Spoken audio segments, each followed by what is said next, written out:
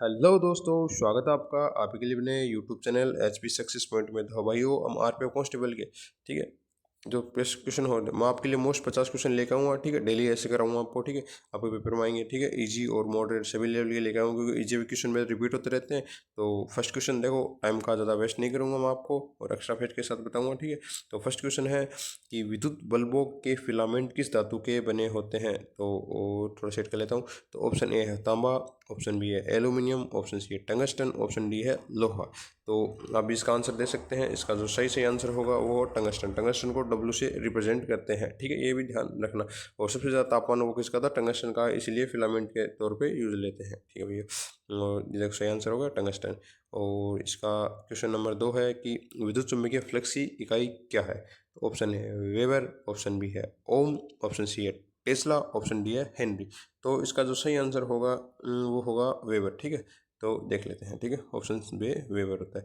और question number 3 है भारतीय सरकार अधिनियम 1935 को किसका ब्लूप्रिंट माना जाता है। 1935 अधिनियम पूछा है। तो ऑप्शन ए है भारतीय संसद का, ऑप्शन बी है भारतीय संविधान का, ऑप्शन सी है भारतीय न्याय व्यवस्था का, ऑप्शन डी है अर्थव्यवस्था का। तो इसका आप भी आंसर दे सकते हैं। तो इसका जो सही आंसर होगा भाई वो हो गया भारतीय संविधान का। ठीक है, ऑप्शन देख लेता हूँ। ठीक है, जो एक्सप्लेन करने लायक होगा मैं वो आपको जरूर बताऊंगा। तो क्वेश्चन नंबर 4 कि वंदे मातरम गीत किसने लिखा था। ऑप्शन ए है रविंद्रनाथ टैगोर ने, ऑप्शन बी है बंकिम चंद्र चटर्जी ने, ऑप्शन सी है महात्मा गांधी ने, ऑप्शन डी है बाल गंगाधर तिलक ने। तो इसका जो सही आंसर होगा वो बंकिम चंद्र चटर्जी। तो भाई वंदे मातरम, ठीक है, इसको 105 सेकंड लगते हैं गाने में। ठीक है भाई, वंदे मातरम। ठीक है, और रविंद्रनाथ टैगोर ने राष्ट्रीय गान लिखा था, भारत का भी और बांग्लादेश का अमार सोनार बांग्ला। ठीक है, और बंकिम चंद्र जी और एशिया के प्रथम व्यक्ति साहित्य जिन्हें साहित्य का नोबेल मिला था। ठीक है भाई, ये भी ध्यान रखना भाई। ठीक है, महात्मा गांधी आप सभी को पता है 1920 का असहयोग आंदोलन, 1930 का सविनय अवज्ञा आंदोलन और 1942 का असहयोग आंदोलन। ठीक है, ये तीनों ध्यान रखना। बाल गंगाधर तिलक जिन्होंने गणपति महोत्सव की शुरुआत की थी। ठीक है, और क्वेश्चन नंबर 5 अक्सर किरणों की तरंग दैर्ध्य कितना होता है। ठीक है भैया, अक्सर किरणों का तरंग दैर्ध्य कितना होता है। ऑप्शन ए है 10⁻⁻2 मीटर से 10⁻3 मीटर, ऑप्शन बी है 10⁻6 मीटर से 10⁻7 मीटर, ऑप्शन सी है 10⁻1 मीटर से 10⁻8 मीटर, ऑप्शन डी है 10⁻1 मीटर से 10 मीटर तक। तो इसका सही आंसर उत्तर होगा वही, उसका उत्तर होगा सी। ठीक है भैया, देख लो 1 मिनट। इसका जो सही आंसर होगा वो है सी होगा। ठीक है, ठीक है, ये देखो रेलवे की किसी ने प्री क्वेश्चन लेके आए हैं, प्री क्वेश्चन आए, क्योंकि भाई रेलवे मतलब जो टीचर्स कराती है उसी के क्वेश्चन है। ठीक है, तो इसका जो सही आंसर होगा वो 10⁻1 मीटर से लेकर 10⁻8 मीटर अक्सर किरण है। ठीक है, अक्सर की खोज किसने की थी? रोन्टजन ने की थी। ठीक है, अक्सर। ठीक है भाई, अब नेक्स्ट क्वेश्चन पे आते हैं। ठीक है भाई, नेक्स्ट क्वेश्चन है कि स्टील में कार्बन की प्रतिशतता कितनी होती है। तो ऑप्शन ए है 0.2% से 0.5%, ऑप्शन बी है 1 से 1.7, और सी है 2% से 3.5, और ऑप्शन डी है 4 से 5.5। तो इसका जो सही आंसर होगा वो ऑप्शन बी सही है भाई। ठीक है, देखो स्टील में कार्बन की प्रतिशतता, तो इसका जो सही आंसर होगा वो होगा ऑप्शन नंबर बी होगा। ठीक है, 1.2 से 1.7। और कार्बन क्यों मिलाते हैं? ताकि स्टील को मजबूत करने के लिए। ठीक है भाई, ये भी ध्यान रखना। और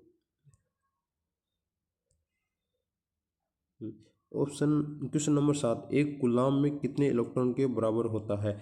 जो ऑप्शन ए है 3.2 गुणा 10⁻19, ऑप्शन बी है 6.25 गुणा 10⁻18, ऑप्शन सी है 9.1 गुणा 10⁻21, और डी है 1.6 गुणा 10⁻19।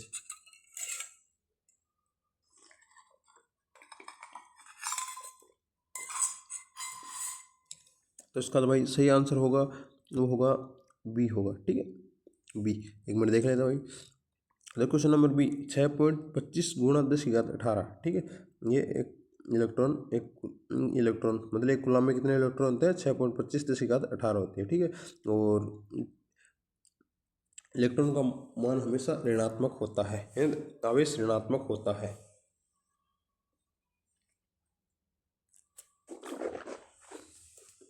क्वेश्चन नंबर 8 है, जफरनामा किसने लिखा था?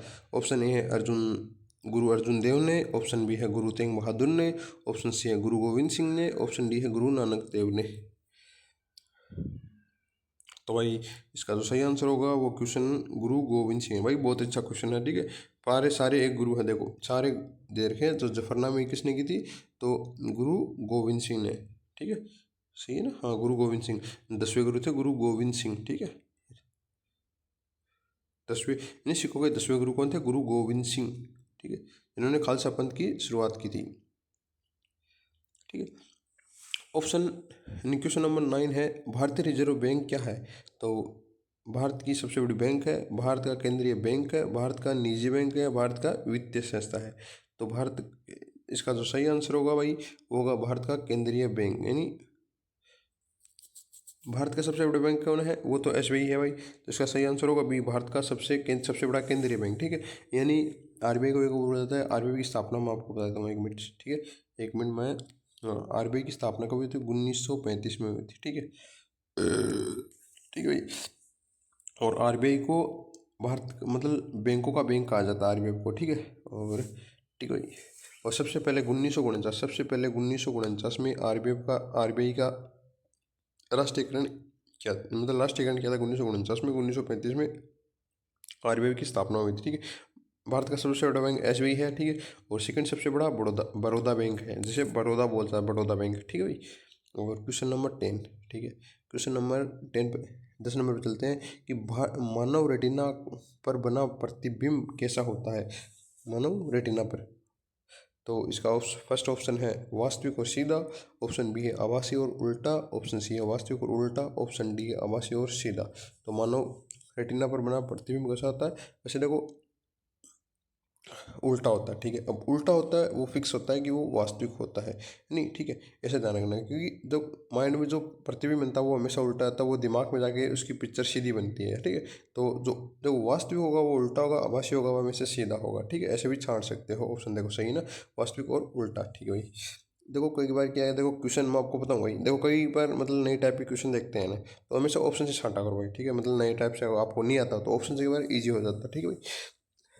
इसलिए ऑप्शन भी ध्यान रखना, ठीक है। क्वेश्चन नंबर 11 है, भारतीय नौसेना के पूर्वी कमान का मुख्यालय कहाँ स्थित है? भाई नौसेना, नेवी की पूर्वी कमान। तो ऑप्शन ए है कोची, ऑप्शन बी है मुंबई, ऑप्शन सी है चेन्नई, ऑप्शन डी है विशाखापट्टनम। मैं आपको देखो छांटना बताता हूँ कैसे ऑप्शन छांटते हैं। अब सपोज दैट आपको ये क्वेश्चन नहीं आ रहा, ठीक है, मेरे को नहीं आ रहा, ठीक है भाई। तो मैंने क्या देखा, पूर्वी कमान मतलब भारत के इस क्षेत्र में, इधर इधर, क्योंकि ये दक्षिण साइड होगा, ये पश्चिमी साइड होगा। तो देखो कोची कहाँ है? इधर पड़ता है, मतलब नहीं है। मुंबई क्या है? ये इधर पड़ता है। चेन्नई क्या है? ये इधर पड़ता है। लेकिन विशाखापट्टनम के यहाँ पे पड़ता है, यहाँ पे। तो इसका आराम से छांटा जा सकता है, पूर्वी कमान मतलब विशाखापट्टनम, ठीक है। देखो बहुत ऐसे क्वेश्चन छांटना पड़ता है भाई आपको, नहीं तो मतलब ऑप्शन देखो, ठीक है। क्योंकि मैं एक्सपीरियंस की बात बताता हूँ भाई, क्योंकि मैं खुद भाई रेलवे के अंदर हूँ, आपको बता दो, ठीक है भाई। अभी नेक्स्ट सवाल पे चलते हैं। तो नेक्स्ट सवाल है 1 मेगा, क्योंकि मैंने देखो क्वालिफाई किया, कई एग्जाम क्वालिफाई किए हैं, ठीक है। मेरा मेरा जीके भी अच्छा है, ठीक है। इसलिए नेक्स्ट सवाल है, 1 मेगावाट कितने वाट के बराबर होता है?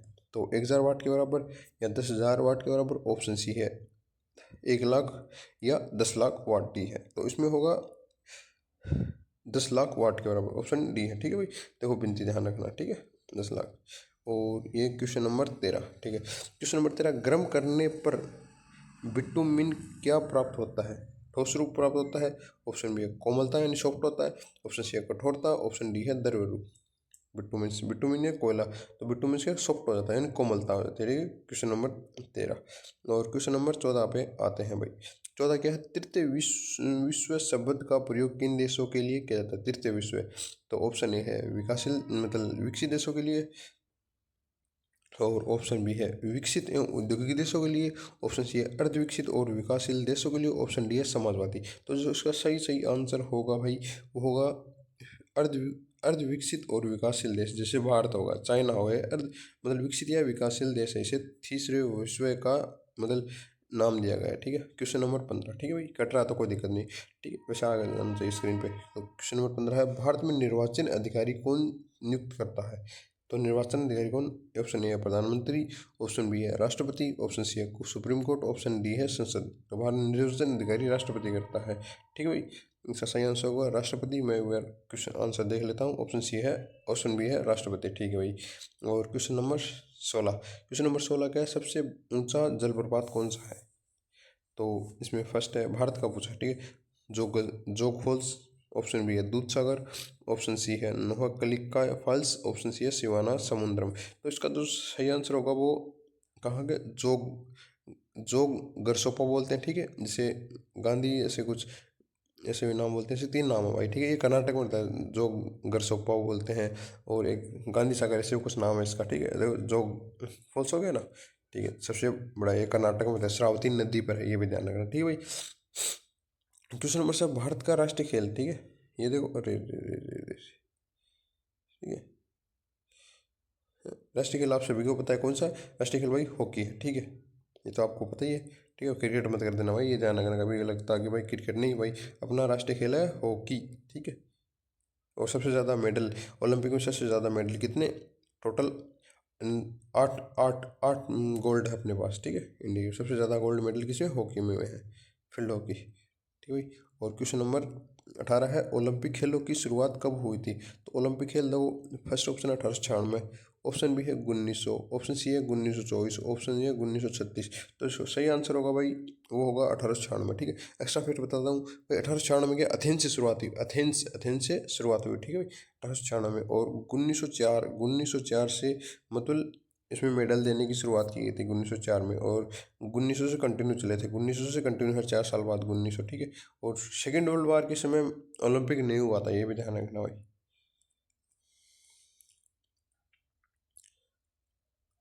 और नेक्स्ट वाला है, सौर मंडल का सबसे बड़ा ग्रह कौन सा है? तो ऑप्शन फर्स्ट है पृथ्वी, ऑप्शन बी है मंगल, ऑप्शन सी है बृहस्पति, ऑप्शन डी है शनि। ठीक है, सौर मंडल का सबसे बड़ा ग्रह कौन सा है? बृहस्पति है। ठीक है, अब देखो मैं आपको एक चित्र बना, मतलब इमेज बना के बताता हूँ। ठीक है, मतलब बताता हूँ भाई, उससे क्वेश्चन देखो बहुत रिपीट होता है। ठीक है, देखो कोशिश करता हूँ स्क्रीन पे वो फोटो आ जाए, वरना मैं ऐसे ही बताता हूँ, छोड़ो फोटो नहीं लूँगा भाई। देखो उससे क्वेश्चन भर भर के आएंगे भाई ऐसे। देखो मान लो ये है, क्या है अपना, क्या है सन है, SUN। ठीक है, थोड़ा लिखने में दिक्कत होगी। ये सूर्य मान लो, SUN सन। ठीक है, तो सूर्य के सबसे नज़दीक ग्रह है वो कौन सा है? बुध ग्रह है। ठीक है, देखो लिखने में थोड़ी दिक्कत होगी क्योंकि मैं सही है, लेकिन आप देखो पहले सबसे सबसे सूर्य के सबसे नज़दीक ग्रह कौन सा? बुध। सबसे छोटा ग्रह कौन सा है? बुध ग्रह। ठीक है, उसके बाद आता है, थोड़ा ऐसे बना देता हूँ। ठीक है, उसके बाद आता है शुक्र ग्रह। ठीक है, शुक्र ग्रह। उसके बाद आता है पृथ्वी। ठीक है, ये पृथ्वी। इसके बाद आता है मंगल ग्रह। ठीक है, मंगल ग्रह। ठीक है, इसको आंतरिक ग्रह बोला जाता है। ठीक है, अरे उल्का पिंड इधर होते हैं, ठीक है, मंगल। ठीक है, हो गया। इसको आंतरिक ग्रह बोलता है, सबसे छोटा बुध ग्रह, उसके बाद शुक्र, उसके बाद पृथ्वी, उसके बाद मंगल। अब इसको कैसे भगिनी ग्रह बोला जाता है? शुक्र को पृथ्वी की भगिनी ग्रह। सुबह का तारा, सांझ का तारा किसे बोल जाता है? शुक्र को, शुक्र ग्रह को बोलते हैं। और सबसे गर्म ग्रह शुक्र है, इस पर H2SO4 गैस पाई जाती है भाई। ये देखो मतलब जितने भी फैक्ट बता रहा हूँ ये सारे क्वेश्चन पेपर में आए हुए हैं। ठीक है, हो गया इतना, मतलब हो गया, आपको इतने लिखे। अब जैसे ठीक है, मैं आपको फिर दोबारा बताता हूँ। देखो 4 ग्रह हो गए, अभी 4 बाकी है। ठीक है, इस SUN सन हो गया, हमने मंगल खत्म कर दिया था, इधर मंगल मान लो। ठीक है, मंगल इधर उल्का पिंड हो गया। ठीक है, सारा। अब उल्का पिंड के जस्ट नज़दीक मिलता है सबसे बड़ा कौन सा? बृहस्पति। ठीक है, बृहस्पति हो गया। ठीक है, मतलब उल्का पिंड कौन से ग्रह के बीच है? मंगल और बृहस्पति है, बहुत क्वेश्चन पूछ रहा था। ठीक है, बृहस्पति के बाद आता है शनि, उसके बाद आता है अरुण, और सब उसके बाद अरुण और वरुण होता है। ठीक है, अब एक क्वेश्चन और ध्यान रखना। ठीक है, देखो एक मिनट, हाँ, एक तो शुक्र ग्रह है। ठीक है, जिसे भगिनी ग्रह कहा जाता है पृथ्वी का। एक है अरुण वरुण ग्रह है, इसकी चालना मतलब उल्टी उल्टी के विपरीत, जो विपरीत घूमता है। अब पृथ्वी कैसे घूमती है? पृथ्वी घूमती है पश्चिम से लेकर पूर्व तक। ठीक है, पश्चिम से पूर्व तक घूमता है, लेकिन शुक्र और वरुण ये क्या घूमते हैं? सूर्य की दिशा में घूमते हैं, मतलब पूर्व से पश्चिम की ओर। ठीक है, ऐसे नहीं याद रखेगा, मतलब सबसे पहले सूर्य कहाँ उगता है? जापान में। सबसे लास्ट में मान लो सपोज यूरोप साइड मान लो, या अमेरिका साइड, तो मतलब जापान की तरफ पूर्वी साइड में। ठीक है, तो ये मान लो कि सूर्य, वरुण, वरुण और शुक्र ये क्या पूर्व से पश्चिम साइड घूमते हैं। ठीक है, कंफ्यूज मत होना। ठीक है भाई, ये देखो बता रहा हूँ, ये क्वेश्चन बहुत बार पूछ सकता है। ठीक है, क्वेश्चन नंबर 20 है, विश्व का सबसे बड़ा महासागर कौन सा है? ऑप्शन ए अटलांटिक महासागर, ऑप्शन बी है प्रशांत महासागर, ऑप्शन सी है हिंद महासागर, ऑप्शन डी है अंटार्कटिक महासागर। तो इसका जो सही आंसर होगा वो होगा प्रशांत महासागर। ठीक है, सबसे बड़ा ग्रह माना जाता है। ठीक है भाई, और ऐसा कौन सा महासागर है जिसका किसी देश के नाम पे वो हिंद महासागर है? ठीक है, अपने हिंदुस्तान के नाम पर रखा गया है। ठीक है, क्वेश्चन नंबर 21 है, भारत में पहली मेट्रो ट्रेन कहाँ चली? ठीक है, ऑप्शन ए है दिल्ली, ऑप्शन बी है मुंबई, ऑप्शन सी है कोलकाता, ऑप्शन डी है चेन्नई। तो इसका सही आंसर होगा मेरे भाई, वो होगा कोलकाता। कब चली थी? 1984। ठीक है, और एक जो मतलब मेट्रो जोन भी है वो कोलकाता ही है। ठीक है, ये भी ध्यान रखना, 1984 और दिल्ली में 2002 से शुरू की गई। ठीक है, ये भी ध्यान रखना भाई। ठीक है, देख लो। और क्वेश्चन नंबर 22 है, लोकसभा चुनाव कितने वर्षों में होते हैं? ऑप्शन ए 4 वर्ष, ऑप्शन बी है 5 वर्ष, ऑप्शन सी है 6 वर्ष, ऑप्शन डी है 3 वर्ष। तो इसका आंसर देखो आप सभी को पता है क्योंकि अभी लोकसभा चुनाव हुए, तो ऑप्शन बी है 5 साल। ठीक है, 5 साल से लोकसभा चुनाव होते हैं। 6 साल से किसके होते हैं? 6 साल से होते हैं राज्यसभा के चुनाव। राज्यसभा में क्या, एक 23 सदस्य हर 2 साल में 2 वर्ष में चेंज होता है। ये ध्यान रखना, एक 23 सदस्य 2 वर्ष में चेंज होता है, इसलिए राज्यसभा कभी भंग नहीं हो सकती, लोकसभा भंग हो सकती है, मतलब कार्यकाल आ जाएगा 5 साल। ठीक है भाई, और देखो आपको फटाफट रिवीजन के तौर पर और बता देता हूँ मैं। ठीक है, देखो क्योंकि सभी देखो 25 वर्ष किसका है? ये राज्यसभा का, मतलब कम से कम आयु कितनी? 25 वर्ष चाहिए किसके लिए? लोकसभा के लिए। राज्यसभा के लिए कितनी चाहिए? 30 वर्ष है।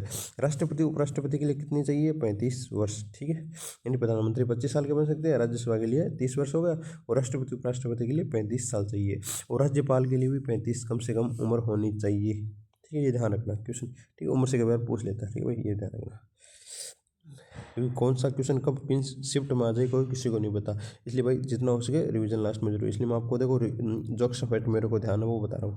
ठीक है, योजना आयोग का नाम बदल कर नीति आयोग कब बनाया गया? ठीक है, ऑप्शन ए है 2010, ऑप्शन बी है 2012, ऑप्शन सी है 2015, ऑप्शन डी है 2018। आप भी इसका आंसर दे सकते हैं। ठीक है, तो योजना आयोग का नाम चेंज कब किया गया था? वो किया गया था, उसका सही आंसर होगा भाई 2015। ठीक है, योजना आयोग की शुरुआत कभी हुई थी? 1952 में। ठीक है भाई, ये ध्यान रखना। ठीक है, 2052 में, 1952 में। और नीति आयोग में योजना आयोग का नाम चेंज किया गया, नीति आयोग किया गया। कब? 2015 से।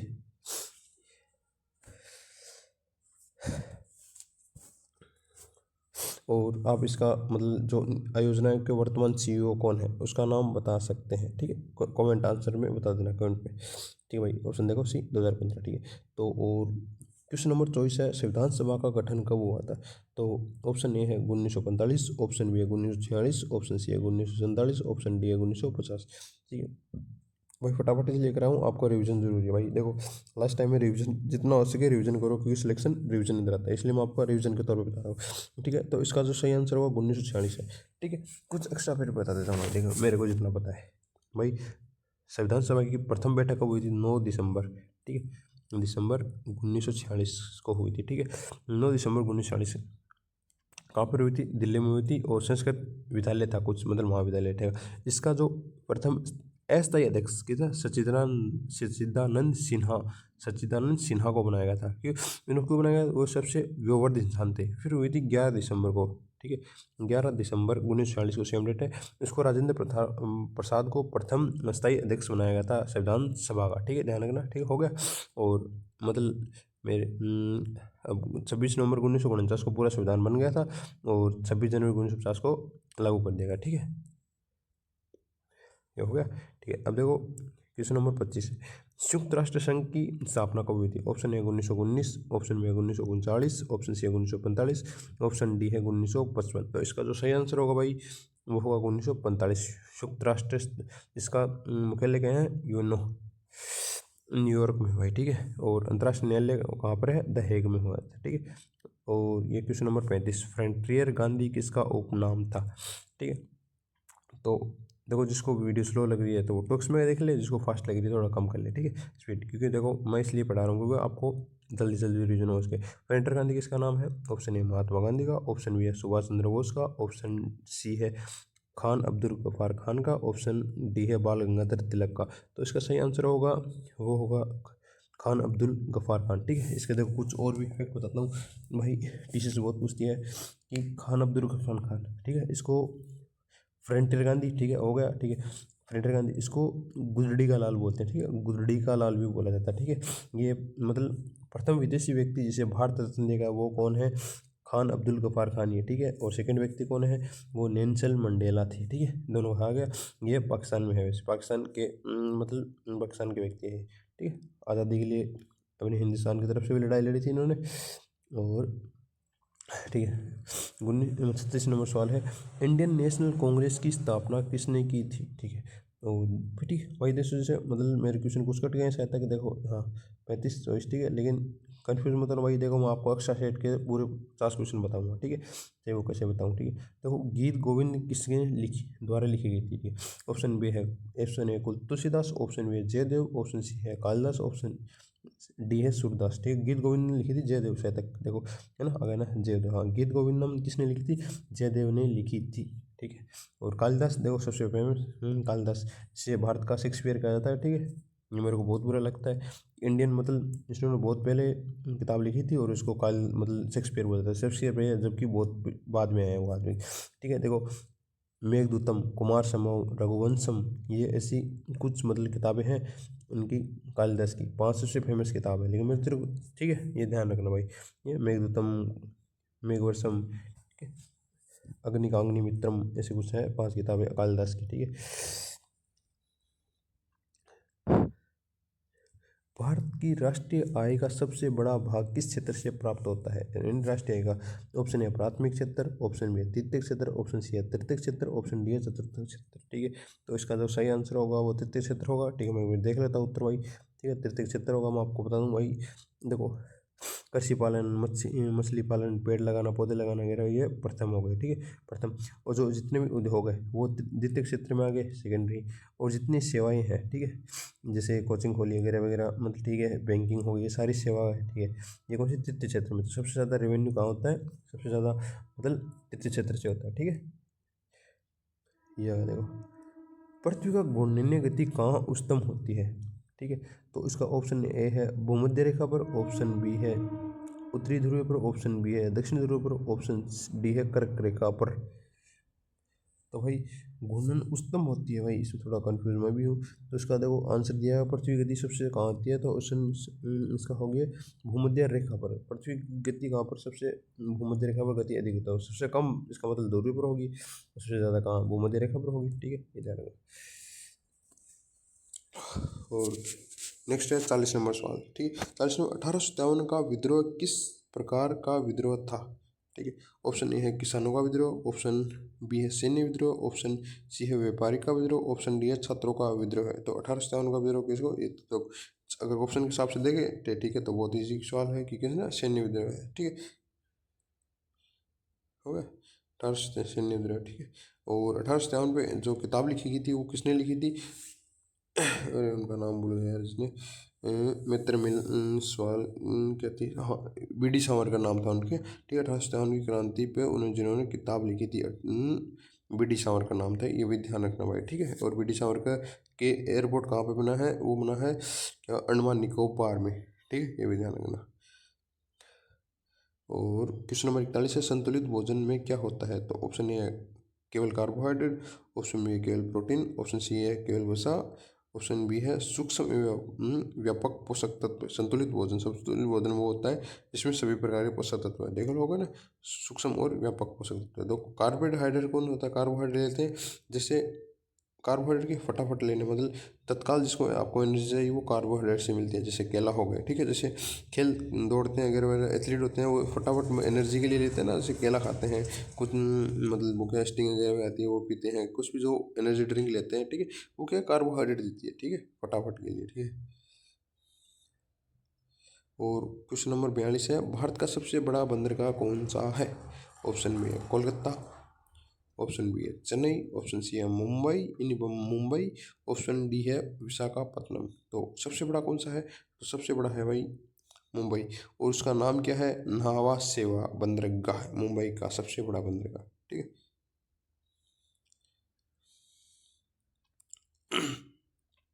और क्वेश्चन नंबर 43 है, वसा को पाचन में कौन सा एंजाइम सहायक होता है? Option A amylase, option B है लाइपेज, ऑप्शन सी है ट्रिप्सिन, ऑप्शन डी है पेप्सिन। वसा के पाचन में कौन सा एंजाइम होता है? तो मैंने बता दिया, इसका सही आंसर को मैं देख लेता हूँ। उसका लाइपेज है, ठीक है, ये लाइपेज, ठीक है भाई। और अंडाशय कौन सा हार्मोन रिलीज करता है? क्वेश्चन 44 हो गए। अंडाशय कौन सा हार्मोन रिलीज करता है? ठीक है, अंडाशय कौन सा हार्मोन होता है? तो ऑप्शन ए है insulin, option B adrenaline, option B progesterone, option D है ग्लूकोज होता है। तो अंडाशय करता है इसमें एड्रेनलिन, प्रोजेस्टेरोन, एस्ट्रोजन, प्रोजेस्टेरोन। तो इसमें सी ऑप्शन होना चाहिए मेरे हिसाब से, ठीक है, एस्ट्रोजन प्रोजेस्टेरोन, ठीक है, प्रोजेस्टेरोन, ठीक है, ये लड़कियों के होते हैं, ठीक है। अंडाशय हो गए, एस्ट्रोजन और प्रोजेस्टेरोन दोनों लड़कियों के मतलब रिलीज करते हैं, ठीक है। लड़कों का एक होता है वो टेस्टोस्टेरोन होता है, एक हार्मोन, ठीक है, जो वर्षों में पाया जाता है। तो ऑप्शन क्वेश्चन नंबर 45 है, देशांतरीय यमनोत्तर किससे संबंधित है? देशांतरीय अक्षांश से, ऑप्शन ए, ऑप्शन बी है देशांतर से, ऑप्शन सी है समुद्री तल से, ऑप्शन डी है जलवायु से, ठीक है। तो इसमें सही आंसर होगा देशांतरीय। देशांतरीय देशांतर से होगा शायद तक। देखो मैं क्वेश्चन ऑप्शन बताता हूँ, तो ये देशांतर से, ठीक है। देखो कन्फ्यूजन है, देशांतरीय रेखा मतलब देश से अंतर, देखो, ठीक है, नाम मिल रहा है देशांतरीय देशांतरीय, देखो, ठीक है, देशांतरीय देशांतर रेखा, ठीक है, ऐसे कन्फ्यूज नहीं होना। देखो सेम सेम मिल रहा है ना, देश अंतरीय देश, ठीक है, हो गया। एक मिनट, नेक्स्ट सवाल पे चलते हैं भाई, ठीक है। और क्वेश्चन नंबर 46 है, नेपानगर किस उद्योग से संबंधित है? नेपानगर कपड़ा उद्योग से, ऑप्शन बी है पेपर उद्योग से, ऑप्शन सी है स्टील से, ऑप्शन डी है सीमेंट से। तो आई थिंक इसका ऑप्शन ए होना चाहिए, ओ सॉरी, पेपर मिल से। हाँ, ये यार क्वेश्चन मैं बहुत बार पढ़ चुका हूँ, फिर भी गलती हो रहा है, ठीक है। इसका ऑप्शन है पेपर मिल से, नेपानगर किसे, पेपर मिल से, ठीक। और क्वेश्चन नंबर कितने, 47 थे। क्वेश्चन नंबर 47, भारत में ऑपरेशन फ्लड किससे संबंधित है? ऑप्शन ए है हरित क्रांति से, ऑप्शन बी है दूध क्रांति से, ऑप्शन सी है मत्स्य पालन से, ऑप्शन डी है पशुपालन से। तो इसका जो सही सही आंसर होगा मेरे मित्र, होगा दुग्ध क्रांति से। दुग्ध क्रांति से 1970 में क्या चलाया गया था? 1970 में श्वेत क्रांति बोलते हैं ना जिसके, श्वेत क्रांति, श्वेत क्रांति के जनक कौन है? वर्गीज कुरियन। और लास्ट बार रेलवे में पूछा गया था, वर्गीज कुरियन का जन्म कहाँ हुआ था? वो केरला में हुआ था, ये भी ध्यान रखना। और ऑपरेशन फ्लड क्या है? वो भी इसी से संबंधित, दुग्ध उत्पादन से, श्वेत क्रांति से बोला जाता है, ठीक है। और सबसे ज़्यादा कहाँ थी इसका, छोड़ो।